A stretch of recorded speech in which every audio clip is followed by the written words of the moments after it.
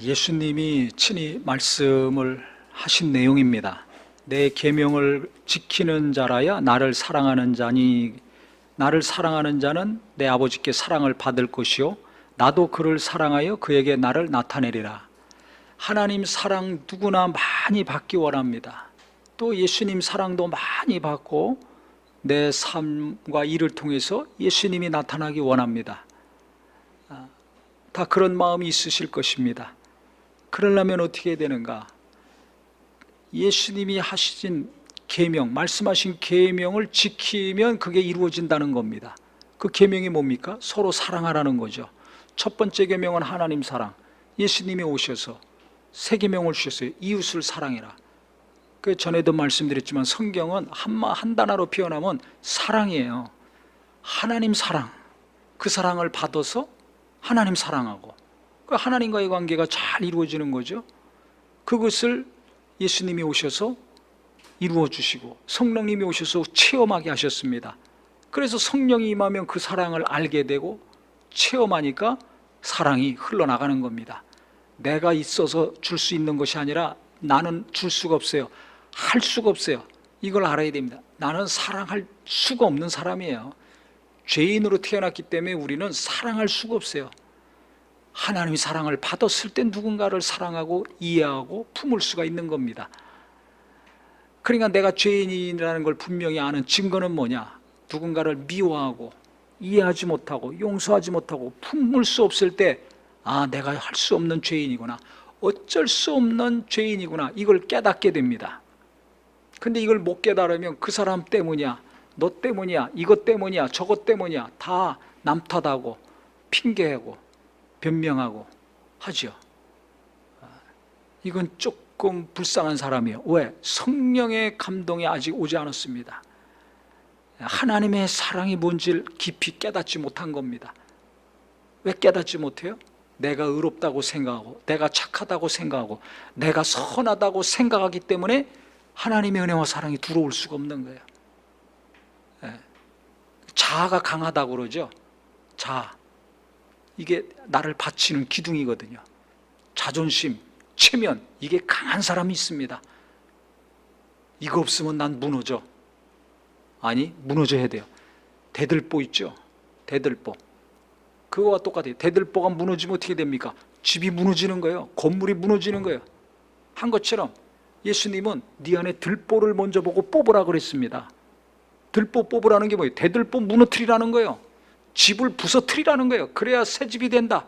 내가 예수 안에서 성령으로 새 사람이 되고 새로운 피조물이 되려면 내가 무너져야 되는 겁니다. 그게 뭐예요? 내 자아가 죽어야 돼요. 자존심이 죽어야 돼요. 이게 박살이 나야 된다는 겁니다. 남의 눈에 가시, 그 조그만 잘못, 연약함만 맨날 지적하고 비난하고 뭐라고 하지 말고 네 안에 들보가 있어. 너를 받치고 있는 큰 기둥, 그거 뽑아내야 돼. 왜? 그래야 내 옛사람이 무너지고 새 사람이 되는 겁니다. 예수 믿고 신앙생활 하더라도 들보가 그냥 있는 사람이 있어요. 안 바뀌는 사람들 있죠. 왜 그래요? 자아가 너무 강해. 자존심이 너무 센 거예요. 그런 사람들의 특징은 뭡니까? 나를 너무 사랑하는 거예요. 나를 너무 사랑해. 그래서 내 감정, 내 생각이 너무 중요해요. 그냥 누가 조금 안 좋은 얘기하면 엄청 상처받습니다. 관계 그냥 끝납니다. 얼굴 안 봅니다. 왜 그래요? 내가 너무 강한 거예요. 뭐가 강해? 나를 사랑하는 마음, 내 중심적인 것이 너무 강합니다. 그러니까 어떻게 돼요? 누군가 용서하기 어려워요. 이해하기 어려워. 남이 나를 이해하고 나를 사랑해주고 인정받고 칭찬받는 욕구는 강한데 내가 그렇게는 못해요. 할 마음도 없어. 하기도 싫어. 그건 내가 아직도 무너지지 않아서 그래요. 자아가 죽어야 되는데 죽지 않고 깨지지 않아서 그렇습니다. 그래서 집이 무너지면 큰일 날 것 같지만 그렇지 않아요. 하나님이 더 좋은 집 세워주십니다. 내가 죽어야 하나님은 더 좋은 나를 만들어 가시고 빚어 가시는 겁니다. 깨닫기를 예수 이름으로 축원합니다. 왜 네 안에 들보를 먼저 보고 뽑아내라고 하신지 잘 생각해야 돼요. 가시 가지고 지금 뭐 어쩌고저쩌고 갈등하고 고민할 게 아니에요. 들보를 뽑아내야지 진짜 새로운 자가 되는 겁니다. 변화가 일어나는 겁니다. 그래야 예수가 나타나는 거예요. 나를 통해서 예수님이 나타나기 원하십니까? 내 가족들을 통해서 예수님이 나타나기 원합니까? 일평생 하나님이 사랑하시고 예수님이 사랑하셔서 주님의 영광이 나타나기 원하면 내가 죽어야 됩니다. 내가 깨져야 됩니다. 들보가 빠져서 와장창 무너져야 됩니다. 이게 고난을 통해서 그렇게 되면 그게 그래서 복이라는 거예요. 아유, 고난 통하면 너무 힘듭니다. 그러면 내가 알고 깨닫고 그걸 무너뜨리는 작업을 하셔야 됩니다. 내가 너무 나를 사랑하니까 내 중심적인 삶이 되니까 계명을 지키지 못해요. 사랑을 못해. 예수님이 하라, 내가 너희를 사랑한 것 같이. 우리가 하나님과 원수되었을 때, 죄인이었을 때, 가장 연약할 때 예수님이 이 땅에 육체를 입고 오셔서 내 죄를 담당하시고 내 연약함 담당하시고 죄값을 치러주셨잖아요. 채찍도 맞고 희롱도 당하고 침뱉음도 당하고 주먹질도 당하고 침뱉음도 당했습니다. 왜? 나 때문에, 내 죄와 허물과 연약함 때문에 그렇게 다 담당하시고 나는 뭐라고 비난하거나 정죄하지 않고 꾸짖지 않고 용서해 주셨잖아요. 지금도 용서해 주시고 품어 주시잖아요. 그래서 우리가 주님 앞에 나가는 거 아닙니까? 하나님 의지하는 거 아닙니까? 근데 우리가 주님으로부터는 그렇게 사랑을 많이 받았는데, 지금도 받고 있는데 나는 사랑을 못 하잖아요. 당장 이 코로나가 이렇게 장기화되니까 명절 때 좋아하는 사람들 많습니다. 왜? 부담스러운 가족 안 만나기 때문에. 몇 명 이상 안 돼. 그러니까 우리 가족 다 모이면 안 돼. 형님네 가족 만나고 그다음 둘째네 가족이 가고 셋째네 가족이 가고. 가족 간에 화목한 집들은 그거 싫어합니다. 다 모이는 거 좋아합니다. 근데 가족 간의 관계가 안 좋아. 그러면 어떻게 돼요? 할렐루야, 너무 감사해. 왜? 같이 안 만나도 되니까. 따로따로 만나면 되니까. 그러니까 그 꼴 보기 싫은 사람, 부담되는 사람, 만나면 시험 드는 사람, 그 사람 안 만날 수 있으니까 얼마나 좋아요. 한편으로는 평안하고 좋지만, 그러면 이게 하나님이 원하시는 겁니까? 아니잖아요. 내가 그 사람 용서하지 못하고 이해하지 못하고 사랑하지 않고 있다는 증거 아닙니까? 그러면 주님의 계명을 안 지키고 있는 거잖아요, 내가. 그러면 하나님 사랑 받을 수 있겠어요? 예수님 사랑 받을 수 있겠어요? 주님이 나를 통해서 나타나십니까? 아니죠. 그러니까 우리는 사랑 받기는 원하면서 계명은 안 지켜. 받는 것은 좋은데 하는 거는 싫어. 누구는 괜찮지만 누구는 싫어.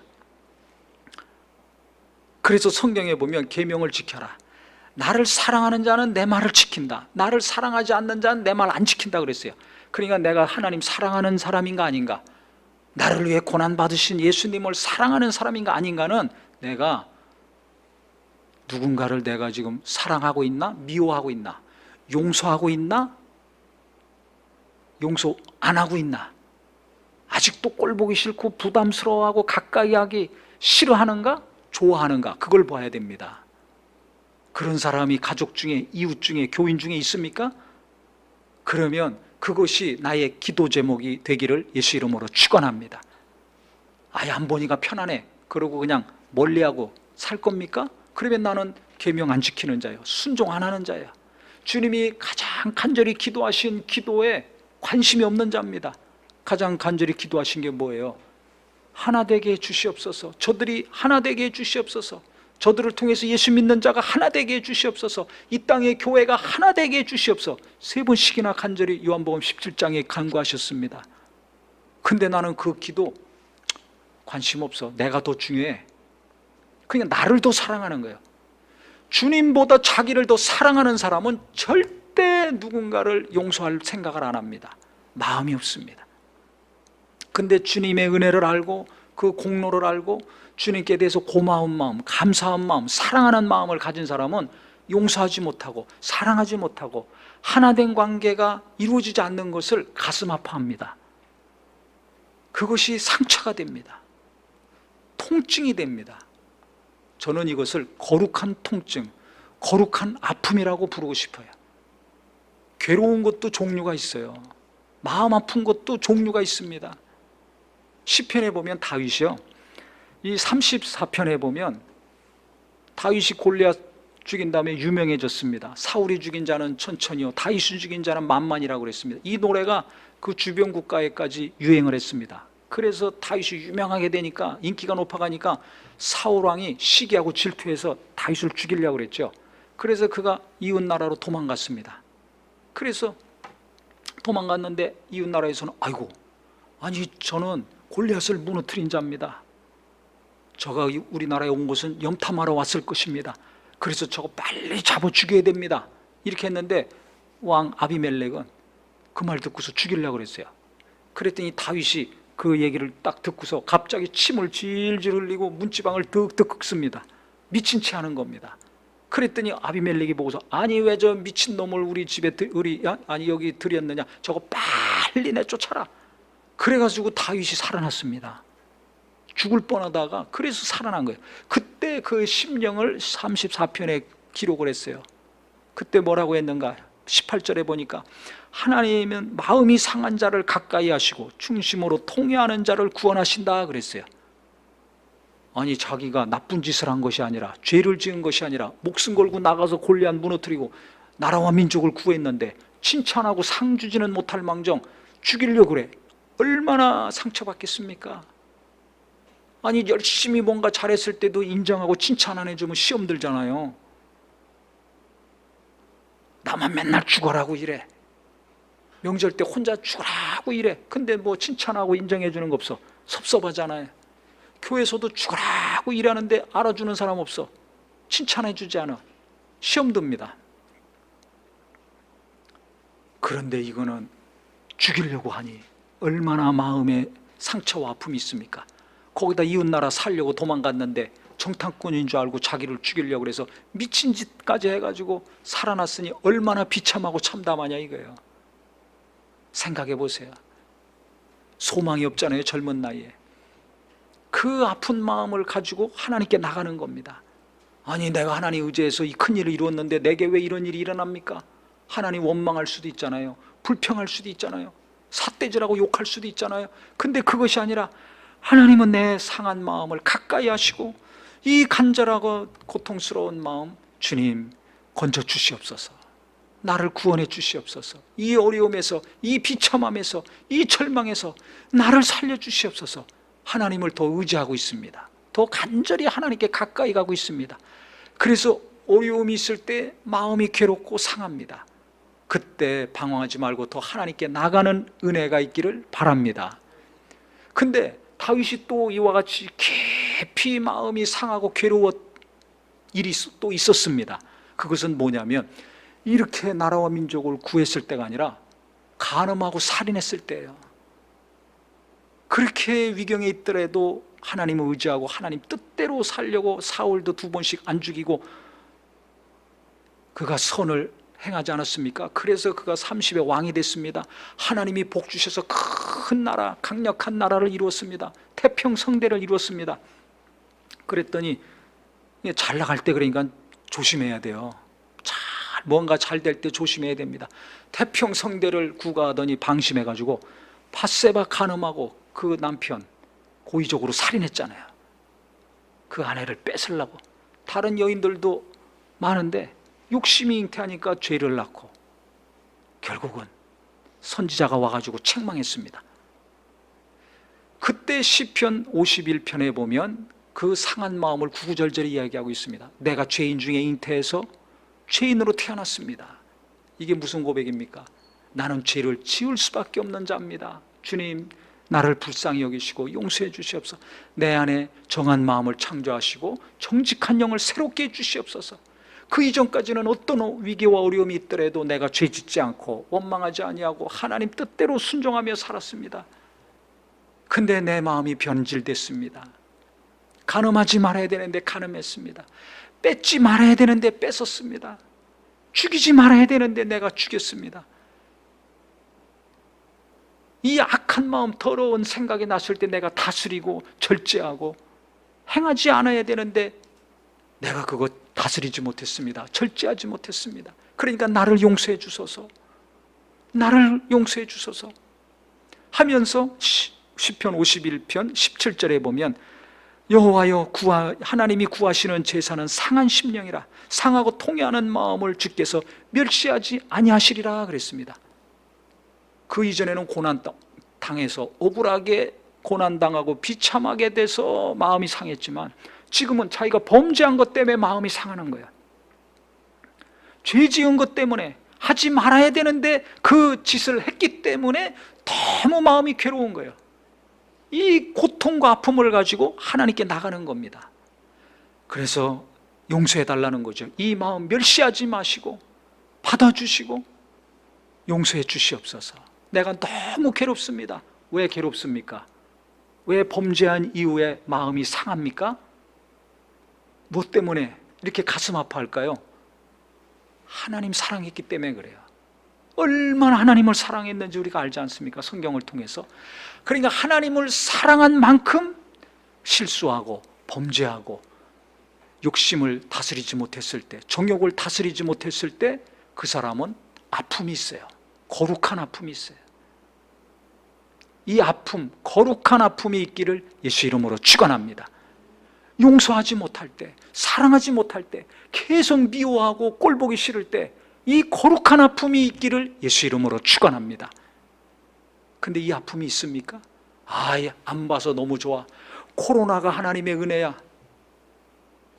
이러면 안 되잖아요. 내가 하나님을 사랑하지 않고 있다는 증거입니다. 당장 평안함만 쫓고 당장 내 쾌락만 쫓을 것이 아니라 내 감정만 쫓아갈 것이 아니라 하나님이 나를 어떻게 보실까? 이것을 우리가 깨달았으면 좋겠습니다. 그러니까 다윗은 하나님을 너무 사랑했기 때문에 하나님이 가장 싫어하는 간음과 살인죄를 저질렀기 위해서 너무 가슴이 괴로운 겁니다. 그래서 그가 금식까지 하고 하나님께 회개하죠. 그 회개가 상달이 되고 하나님이 들어주셔서 결국은 밧세바랑 다윗과의 관계를 통해서 솔로몬이 나옵니다. 회개의 열매입니다. 그를 통해서 메시아 예수님이 탄생하시지 않습니까? 하나님이 그의 기도를 받아주신 거예요. 그 상한 마음, 통회하는 마음 하나님이 멸시하지 않고 들어주신 거죠. 그러니까 하나님을 사랑하는 사람은 범죄했을 때 하지 말아야 될 말을 하고 하나님 말씀대로 살지 않고 반대로 살았을 때 너무 가슴이 괴로워요.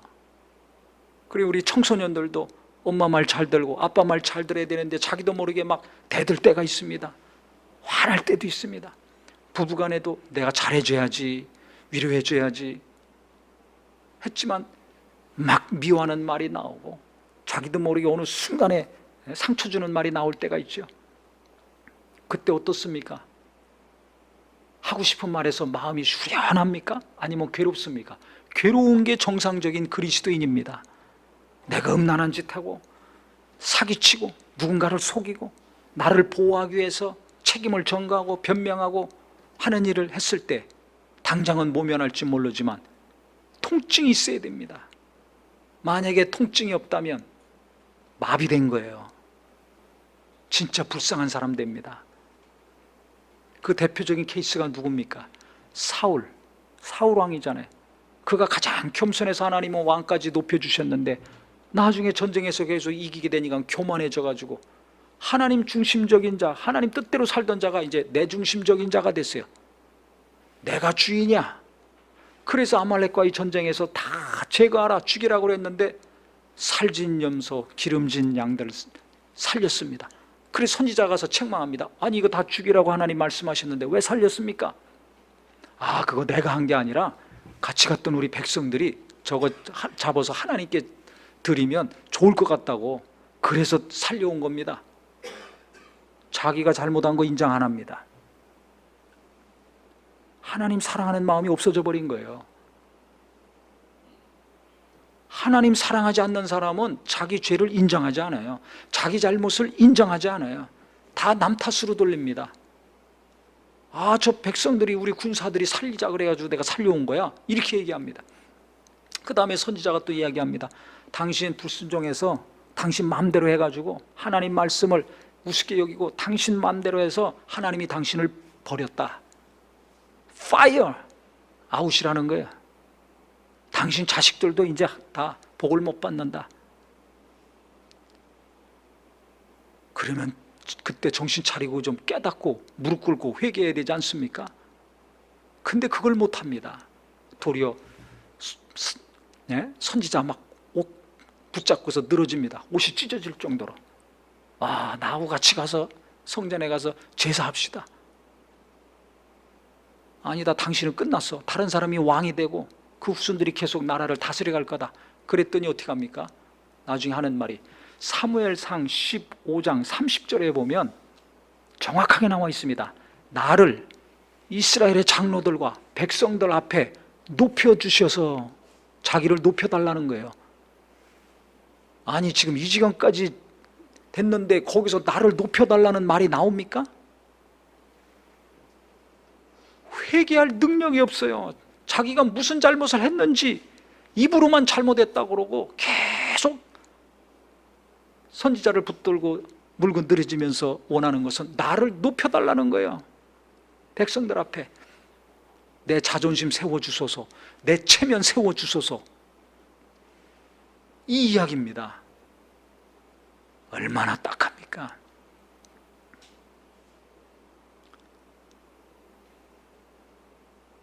그 다음에 나하고 같이 가서 제사해서 하나님이 날 용서해 주시고 내가 용서받은 거 많은 사람들이 알게 해달라, 이것만 요청하는 거야. 그러니까 하나님 말씀 전했던 선지자도 기가 막혀가지고 당신 끝이다 실망하고 이제 떠납니다. 결국 그 자손까지 다 이제 멸망하게 되죠. 그래 다윗이 나라를 이끌어가지 않습니까? 가장 겸손했던 자가 어떻게 그렇게 됐습니까? 나를 사랑했기 때문에.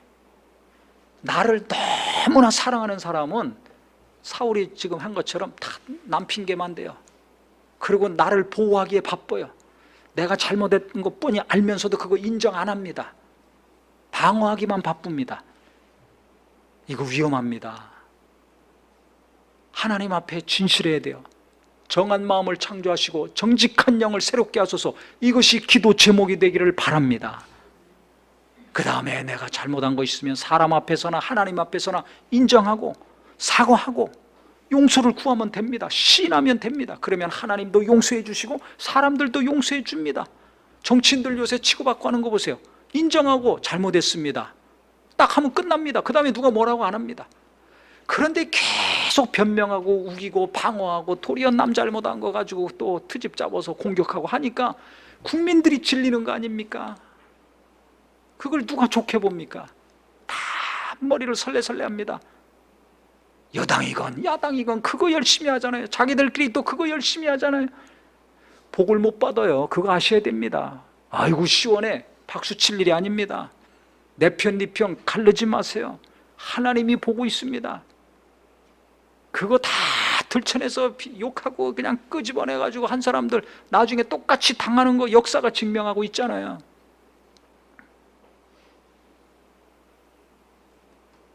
사울처럼 살면 안 됩니다. 그러니까 내 자아가 강한 사람, 자존심이 센 사람, 체면 중요하게 여기는 사람, 이 사람들의 공통적인 특징은 회개하기 어려워요. 자기가 잘못한 거 알면서도 절대 사과 안 합니다. 미안합니다, 죄송합니다, 이거 안 해요. 남한테는 그거 받기를 원하고 하나라도 잘못한 거 그거 인정하고 사과 안 하면 용서하지 않고 씩씩거리고 펄펄 뛰면서 자기는 그거 안 해요. 계속 목에 힘주고 있는 거예요.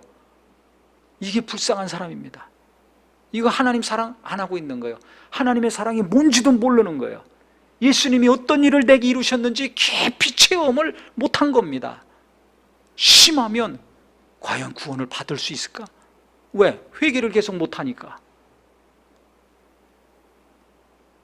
불쌍한 거죠. 그래서 내 계명을 지키는 자, 내 말을 지키는 자, 누군가를 용서하고 이해하고 품고 사랑할 수 있는 자, 하나된 관계를 회복하고 지속하려고 하는 자, 그 사람이 나를 사랑하는 거예요. 그러니까 내가 주님을 사랑하고 있는가? 나를 사랑하고 있는가? 자기가 알아야 됩니다. 깊이 깨닫는 은혜가 있기를 바랍니다. 근데 우리는 아담이 범죄한 이후에 나를 사랑하는 마음, 내 중심적인 마음이 너무나 강해요. 자아가 너무나 강해. 그래서 사랑해야지, 용서해야지 하지만 그게 안 되잖아요. 힘들잖아요. 하나님 말씀 압니다. 은혜도 받았습니다. 이제 말씀대로 살아야지. 얼마나 힘들어요. 말씀대로 살기 힘들잖아요.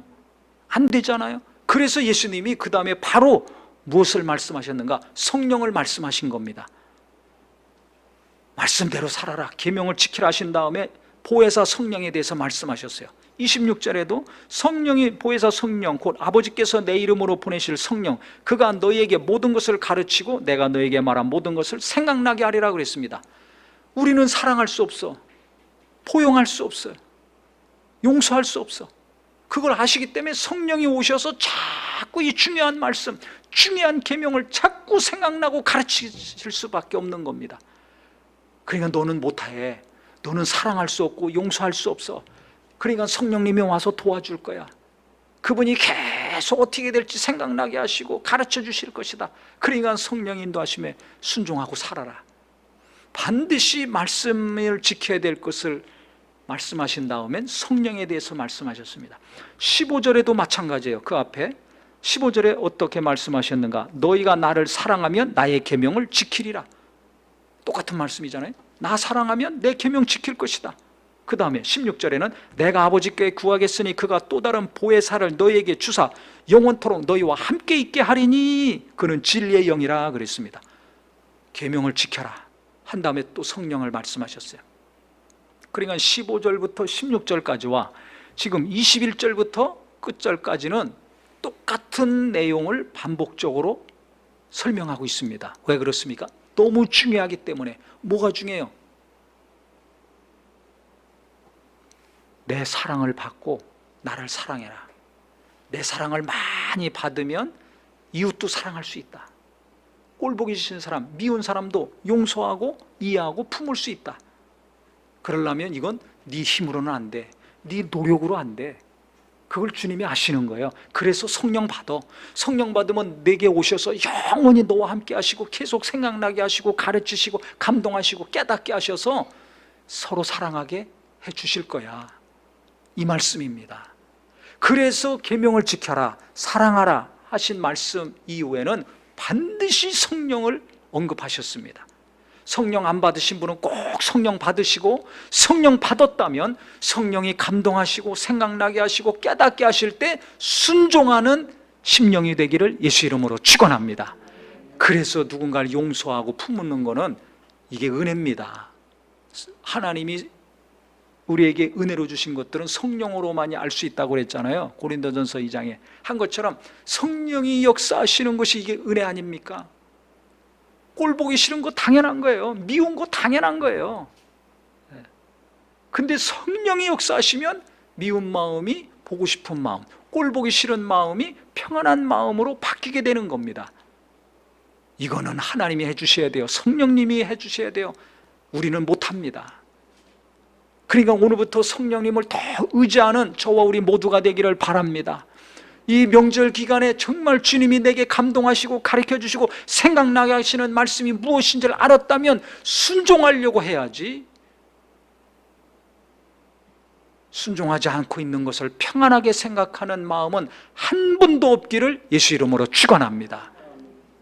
그래서 제가 이 요한복음 14장을 계속 보면서요, 하나님이 생각나게 하신 게 있어요. 그게 뭐냐면, 우리가 누구나 다 하나님 사랑하잖아요. 하나님 뜻대로 살고자 하는 마음이 있어요. 그런데 반대로 딱 뒤집어 보면 뭐가 있는가? 하나님은 사랑해. 근데 그 사람은 내가 사랑 못해. 하나님 뜻대로는 살고 싶어. 근데 그 사람한테는 이게 너무나 힘들어. 안 보고 싶고, 같이 밥 먹기 싫고, 만나기도 싫어. 이런 사람이 누구나 있습니다. 그럴 때가 있죠. 그러니까 내 마음 속에 하나님 사랑하고 하나님 뜻대로 살려는 마음과 동시에 반대되는 마음이 딱 붙어 있어요. 이게 떨어지질 않아. 그러면서 하나님이 딱 생각나게 하신 것은 딱정이 있죠. 아이들이 막 놀다 보면 무릎팍이 깨지고 팔꿈치도 깨지고, 자전거나 오토바이 타고 가다 넘어지면 또 막 도로에 쓸려가지고 막 온몸이 막 피가 나고 상하지 않습니까? 그 시간이 지나면 딱정이가 지어집니다. 딱딱한 게.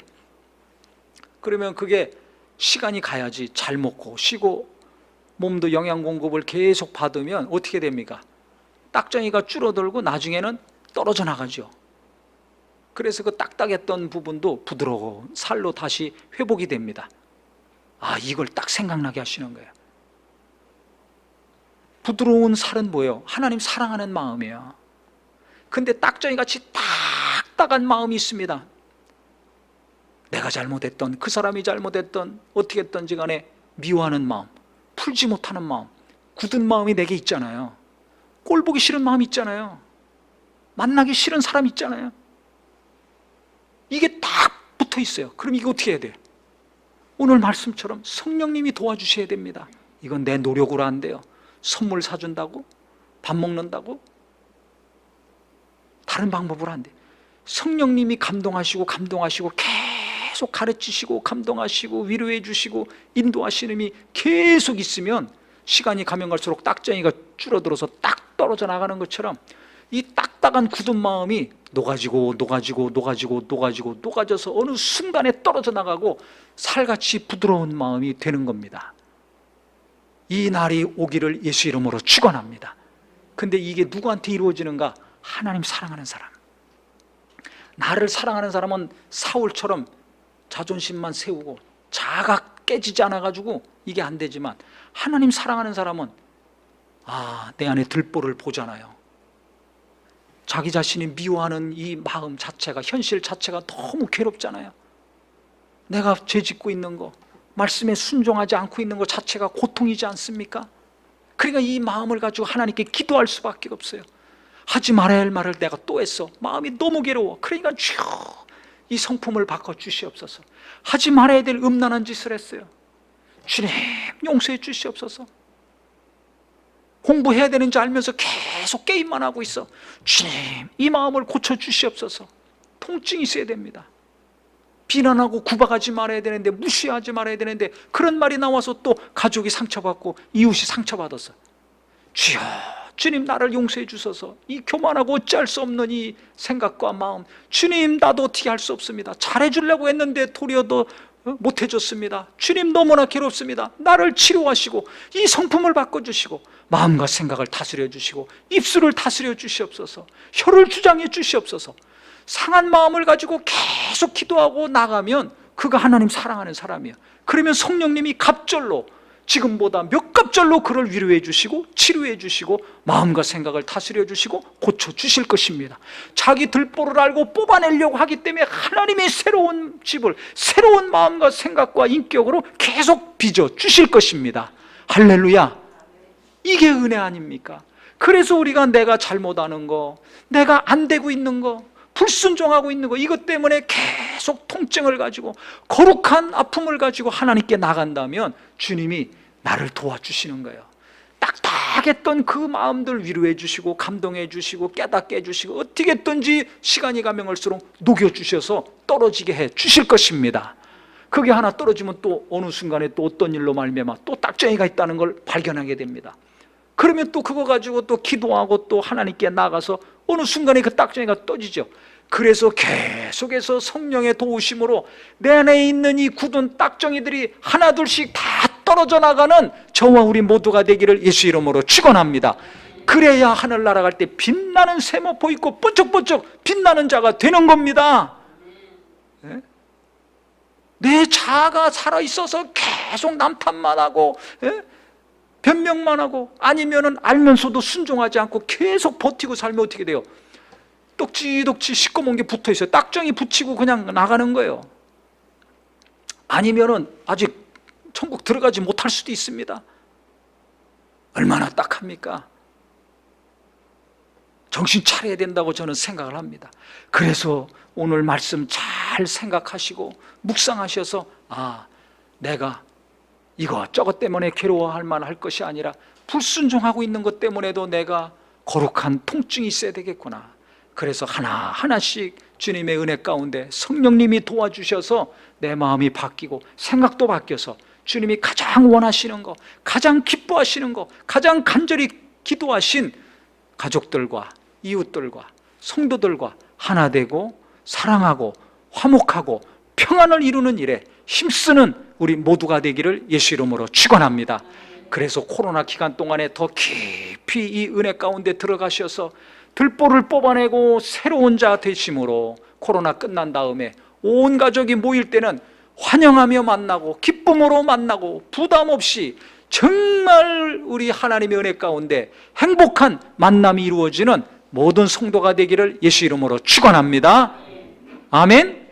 또 이와 같이 다 만나지 못할 경우라도 전화만이라도 평안하게 주고받고 서로 대화하는 것도 정말 은혜 가운데 화목하게 서로 뭔가를 주고받을 수 있어서 하나님께 감사하고 하나가 되고 평안하니까 내가 평안한 거 아닙니까? 그래서 우리 하나님이 주시는 평안이 계속 지속되고 하늘 날아갔을 때는 진짜 기쁨으로 빛나는 옷 입고 만날 수 있는 가족들이 되시기를 주의 이름으로 축원합니다. 기도하겠습니다.